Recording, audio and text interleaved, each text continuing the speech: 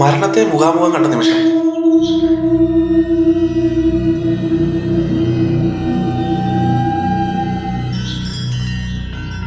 ഇന്നലെ രാത്രി എനിക്ക് ഉറങ്ങാൻ കഴിഞ്ഞിട്ടില്ല. കാരണം രാവിലെ ഞാൻ പോസ്റ്റ് ചെയ്യുന്ന വീഡിയോ, അതായത് ആ ഒരു സാധനം ഞാൻ എൻ്റെ മനസ്സിനെ മാറ്റിമറിക്കാൻ വേണ്ടിയിട്ട് ഞാൻ അങ്ങനൊരു സംഭവം അത് പറയാമെന്ന് വിചാരിച്ച് ഞാൻ പറഞ്ഞാണ്. ഇതെനിക്ക് ഇടണമെന്നുണ്ട്, പക്ഷെ മനസ്സനുവദിക്കുന്നുണ്ടായിരുന്നില്ല. സംഭവം എനിക്ക് ഇന്നലെ ഉറങ്ങാൻ കഴിഞ്ഞിട്ടുണ്ടായിരുന്നില്ല. ഞാൻ ഉറങ്ങാൻ വേണ്ടി പല തിരിഞ്ഞും മറിഞ്ഞൊക്കെ കിടന്നു. അതിനുവേണ്ടി സ്ലീപ്പ് മ്യൂസിക് ഇട്ടു. എന്നിട്ടും എനിക്ക് എന്തോ ഒരു വല്ലായ്മ എനിക്ക് ഫീൽ ചെയ്യാൻ തുടങ്ങി. കുറച്ച് നേരം കൂടി കഴിഞ്ഞപ്പോൾ ഞാൻ ഇരുട്ടിലേക്ക് ആണ്ടുപോവുക. അതായത് എൻ്റെ ഹേർട്ട് ബീറ്റൊക്കെ പൊട്ട പൊട്ട പൊട്ട പൊട്ട പൊട്ട പൊട്ടോന്നിരിക്കുക. ഞാൻ ആ ബീറ്റിൽ ഞാൻ തന്നെ വിറക്കിയായി കിടന്നിട്ട്. എന്താ എനിക്ക് സംഭവിക്കുന്നത് എനിക്കറിയില്ല. ഞാൻ ആ നിലവിളിക്കുന്നില്ലേ എന്നൊന്നും എനിക്കറിയാൻ പറ്റുന്നതില്ല. ശ്വാസം മുട്ടിച്ച് എന്നെ കൊല്ലുന്ന പോലെ എനിക്ക് ഞാൻ മരണം നേരിട്ട് കണ്ടു. അല്ലെങ്കിൽ അങ്ങനെ ഒരു അനുഭവം അതെങ്ങനെ എനിക്ക് പറയണമെന്ന് എനിക്കറിയത്തില്ല. അതെനിക്ക് അനുഭവിച്ചതായതുകൊണ്ട് എനിക്കിതുവരെ ഞാൻ അങ്ങനെ അനുഭവിച്ചിട്ടില്ല. സ്ലീപ്പ് പാരലൈസിസ് എന്നൊക്കെ നമ്മൾ കേട്ടിട്ടുണ്ട്, പക്ഷെ അതിന് അനങ്ങാൻ പറ്റില്ല എന്നുള്ള യാഥാർത്ഥ്യമൊക്കെയാണ്. പക്ഷെ ഇത് അങ്ങനെയല്ല. ഇത് ഞാൻ അതിന് ശേഷം എൻ്റെ പുറകിലെ ഒരു രൂപം അങ്ങോട്ടും ഇങ്ങോട്ടും എല്ലാം ഇങ്ങനെ പോകുന്ന പോലെ എനിക്ക് തോന്നുന്ന ഫീൽ ചെയ്യും. ആരും എന്നെ നിയന്ത്രിക്കുക. അതൊരു അപകടത്തിൻ്റെ സൂചനയാണോ അല്ലെങ്കിൽ എന്തെങ്കിലും ദുരന്തം സംഭവിക്കാനുള്ളതാണോ എന്ന് എനിക്കറിയത്തില്ല. ഇവിടെ ഭയങ്കര വേദനയൊക്കെ അനുഭവപ്പെട്ടിട്ടുണ്ടായിരുന്നു. എന്താണ് അതിൻ്റെ ഒന്നും എനിക്ക് മനസ്സിലായില്ല.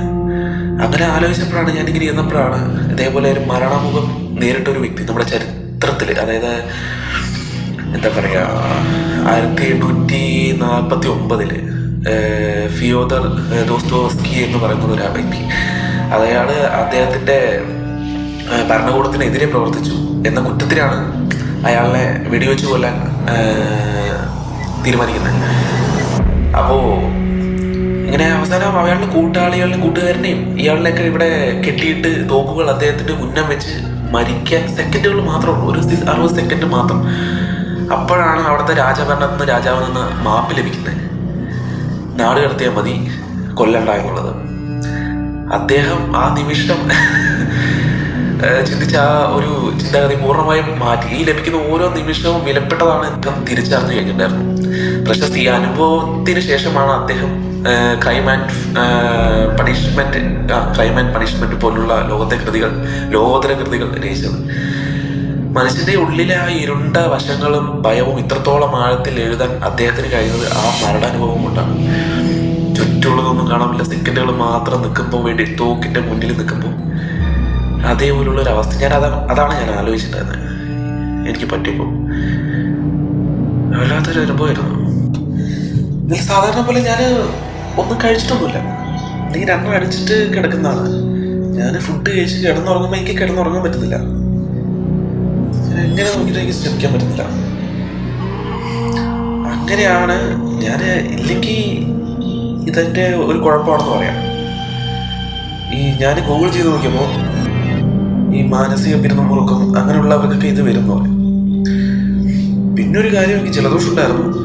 അത് കാര്യമില്ല, പക്ഷെ ടയേർഡാണെങ്കിൽ നമ്മൾ ഉറങ്ങണ്ടേ. ഞാൻ പെട്ടെന്ന് കിടന്ന് ഉറങ്ങാൻ തന്നെയാണ്.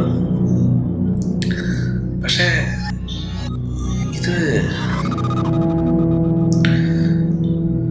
ഒരു വെറൈറ്റി അനുഭവമുണ്ട്.